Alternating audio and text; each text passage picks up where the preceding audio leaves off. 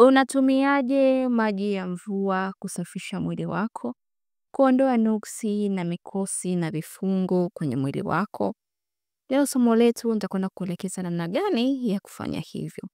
Hello, habari, karibuni tena katika channel yetu. Na kama wewe ni mgeni kwenye channel hii, tafadhali usisahau kubonyeza neno subscribe ili uwe wa kwanza kuona kila tutakapokuwa tunaposti somo jipya. Katika tamaduni nyingi, maji ya mvua huaminika kuwa ni maji safi na yenye nguvu za kiasili. Inaweza kusafisha mwili, kuondoa nuksi, mikosi na kufanya mambo yako kuwa mazuri.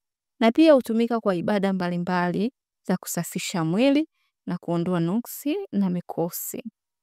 Ingawa njia za kuyatumia huwa zinatofautiana kutokana na tamaduni za watu fulani au kwa imani za watu fulani, lakini maji ni yale yale ambayo yanatumika. So leo nitakwenda kuelekeza njia mojawapo ambayo unaweza kutumia maji hayo ya mvua kuweza kujisafisha mwili wako, kuondoa nuksi na mikosi, kuondoa vifungo. Unaona mambo yako hayaendi vizuri, kuna laana za familia, laana za ukoo, mambo yako utakayoanzisha huwa hayafiki mwisho, haupati maisha mazuri, haupati mume, haupati mke, mambo yako yamefungwa kabisa. Kwenda kuelekeza namna gani unaweza kutumia maji ya mvua kuweza kufungua mwili wako, kuondoa nuksi, mikosi na vifungo.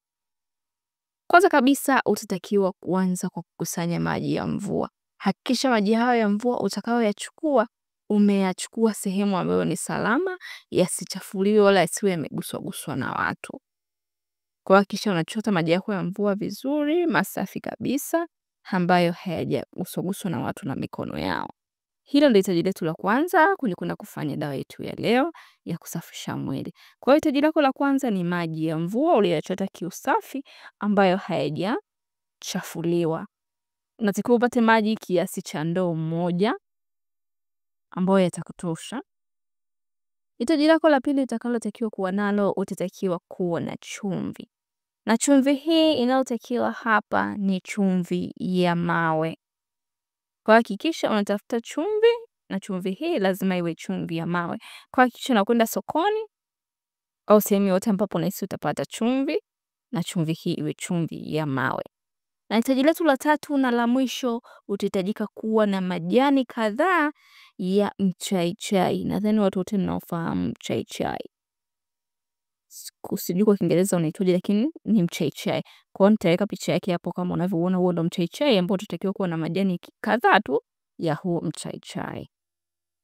Na haya ndo mahitaji yako matatu utakayotakiwa kwenda kuchukua nayo kwenda kufanya ili zoezi hapa la kusafisha mwili wako, kufungua mwili wako, mambo yako yaanze kuwa vizuri, biashara yako iende vizuri, kazi yako iende vizuri, upendwe na watu, usikilizwe, yani mambo yako yote, mipango yako yote inyooke kwa kusafisha mwili wako.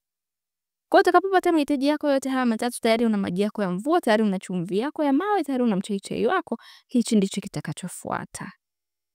Hakikisha ule mchaichai wako unapata maji ya mchaichai ambayo ni ya kijani. Kwa hiyo ili kupata maji ya mchaichai ambayo ni ya kijani, inaonyesha kabisa kwamba utatakiwa uyachemshe yale majani ya mchaichai. Upate maji ambayo ni ya, kama unataka kunywa chai, yani kama maji ya chai ya mchaichai, hata kiasi cha kikombe kimoja. Maji ambayo umeyachemsha kwa mchaichai. Kwa hiyo cha kufanya utakuwa uchukue chumvi kama kijiko kimoja, unaweka katika yale maji yako ya mvua niliyokuambia kwenye ndoo. Kisha utafuatiwa na kuchanganya yale maji ya mchaichai pia katika ile ndoo yako. Hiyo ndio hatua nyingine. Na baada ya hapo unatakiwa kuyachukua yale maji yako na kuyatumia kuoga. Na unatakiwa uyaogee maji yale huku ukiwa unaelekeza nia yako. Yaani kwamba naoga maji haya, unanuia kusafisha mwili na roho kutokana na hali yoyote hasi, kuondoa negative energies zote kwenye mwili wako. Na mengine unaweza kuongezea mwenyewe kutokana na jinsi wewe unavyotaka. Kwa hiyo kwa sababu ya ile harufu ya mchaichai pamoja na ile chumvi, wala utasikia, utaisikia ile maji yanakuwa na harufu fulani ambayo inaweza kutuliza mpaka akili yako unapokuwa unaoga yale maji. Ila hakikisha wakati unaoga hayo maji unakuwa umeelekeza nia yako, pia unaongea sala zako mwenyewe kwa dini yako yoyote ile, hakikisha unaambatanisha na sala.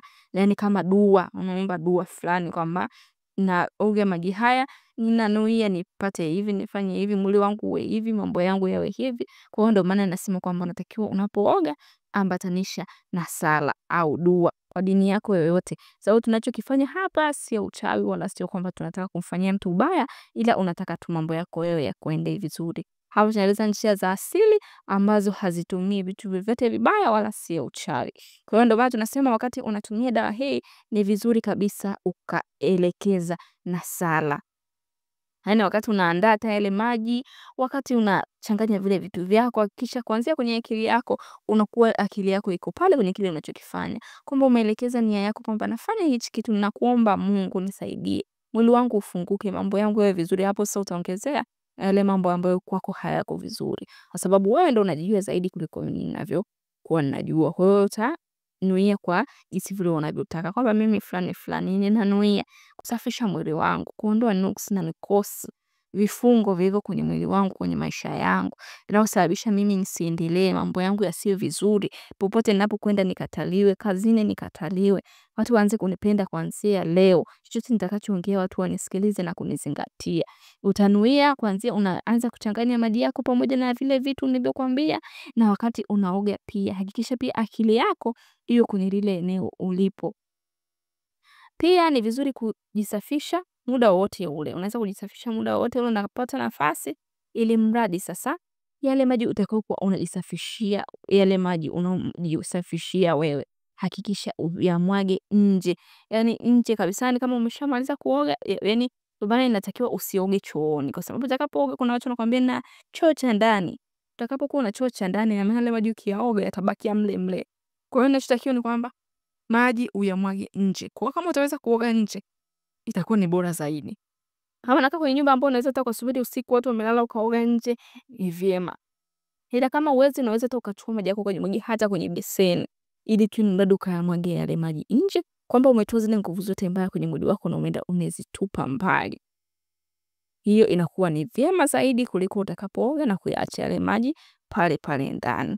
Hiyo inakuwa ni njia nzuri. Kwa hiyo cha msingi ni kuwa na nia, kuomba dua, kumuomba Mwenyezi Mungu akusaidie kwenye hili zoezi, kwa kuwa unataka kujisaidia mwenyewe na wala haumlogi mtu wala kumfanyia mtu ubaya.